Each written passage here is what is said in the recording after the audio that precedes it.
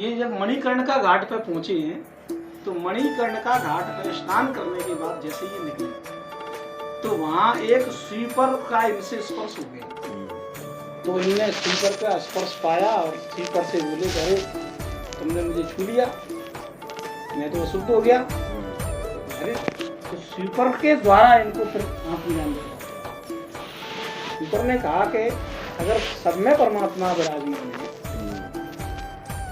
तो मैंने आपको तो छुआ ही नहीं है, मैंने आपको तो छुआ ही नहीं है, आपने मुझे देखा ही नहीं है। अगर मेरा स्पर्श हुआ है तो मेरी देह का आपकी देह से स्पर्श हुआ है, मेरा स्पर्श तो आपसे हुआ ही नहीं है। जब स्पर्श नहीं हुआ तो फिर शुद्धि और अशुद्धि का प्रश्न ही नहीं उठता। और फिर अगर ये बात आती है कि मेरे स्पर्श करने से आप अशुद्ध हो गए तो हर घट में परमात्मा का निवास है, और जहां परमात्मा का निवास है वहां अशुद्धि कैसी? भाई आत्मा तो परम पवित्र है, आत्मा शुद्ध तो है ही नहीं।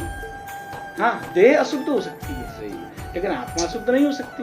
तो वहां से इनको फिर आत्मज्ञान जाता। तो आत्मज्ञान की क्रिया विलक्षण है, विचित्र है। जिस जीव को कोई देख ही नहीं पा रहा, भाई आत्मा को कौन देख पाया? कोई देख पा रहा है क्या? ना तो आत्मा देखने में आती है, ना आत्मा को ढंग से ठीक ठीक कोई समझ पा रहा है, ना ही कोई इसको ठीक ठीक समझा पा रहा है, क्योंकि ये तो गम्य है। जैसे कहते हैं ना, अनुभव गम्य भय नहीं संता। आपने किसी चीज को देखा और उसका जो आनंद आपके अंतर मन में प्रकट हुआ, किसी वस्तु को देखने पर अथवा किसी वस्तु को खाने पर उसका जो स्वाद आपके मन में प्रकट हुआ, उस स्वाद को ठीक ठीक आप शब्दों के द्वारा किसी को अनुभूत नहीं कर सकते। तो आत्मा अनुभूति का विषय है, अनुभूति का विषय, आत्मा अनुभूति का विषय है। अब ये अनुभूति का विषय व्यक्त नहीं किया जा सकता कि आप चाहो कि अपनी अनुभूति को किसी के सामने व्यक्त कर दो, तो इसके लिए आपकी वाणी के पास वो शब्द नहीं है जिनके द्वारा आप इसे व्यक्त कर पाओ। हाँ, अनुभव कर सकते हो। तो अनुभव कैसे होगा? तो आत्मा का अनुभव हम सुनते हैं पहले कि आत्मा ऐसी है, और देखिए सुनाने वाली भी आत्मा ही है, कहने वाली भी आत्मा ही है, सुनने वाली भी आत्मा ही है, बोलने वाली भी आत्मा ही है, सुनने वाली भी आत्मा ही है। तत्व तो एक ही है। तत्व दोनों में, तत्व से दोनों सब एक ही है। तो फिर कैसे समझ में आएगा?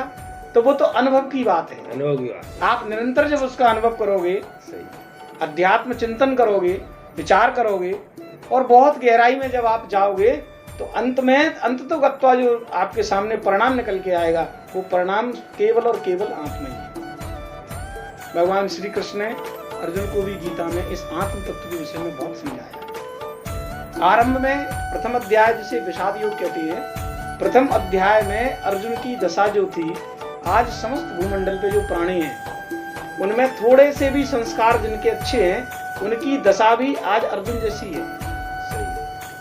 कैसी अर्जुन जैसी दशा है? अर्जुन जैसा ही ज्ञान सबके पास है। कैसा ज्ञान? जिसे हम लोग कहते हैं व्यवहारिक ज्ञान।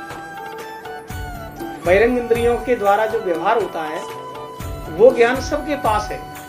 अर्जुन ने भी भगवान कृष्ण से ये कहा, हे प्रभु मैं इनको मारना नहीं चाहता,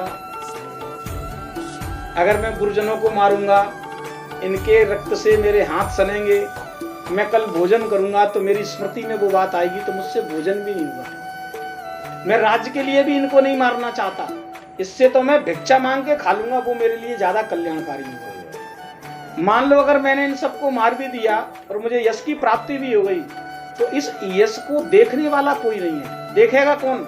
आज हम कोई चीज हासिल कर लेते हैं, उस हासिल करने के बाद जब तक हमारे लोग जिनसे हमारा प्रेम है अगर वही देखने वाले नहीं है, तो फिर उस हासिल की गई वस्तु का क्या औचित्य है? कोई औचित्य नहीं है। तो अर्जुन की भी यही दशा थी। अर्जुन बोला, अगर मैं मान लो सबको मार भी दूं, और पहली बात तो मुझे ये भी नहीं पता कि युद्ध में हम जीतेंगे या ये जीतेंगे, इस बात का भी कोई निर्णय नहीं है। और मान लो अगर हम जीत भी गए तो फिर मैं इस वैभव को प्राप्त करने के बाद इस वैभव को देखने वाला ही कोई नहीं बचेगा, तो फिर इस वैभव को मैं करूंगा क्या?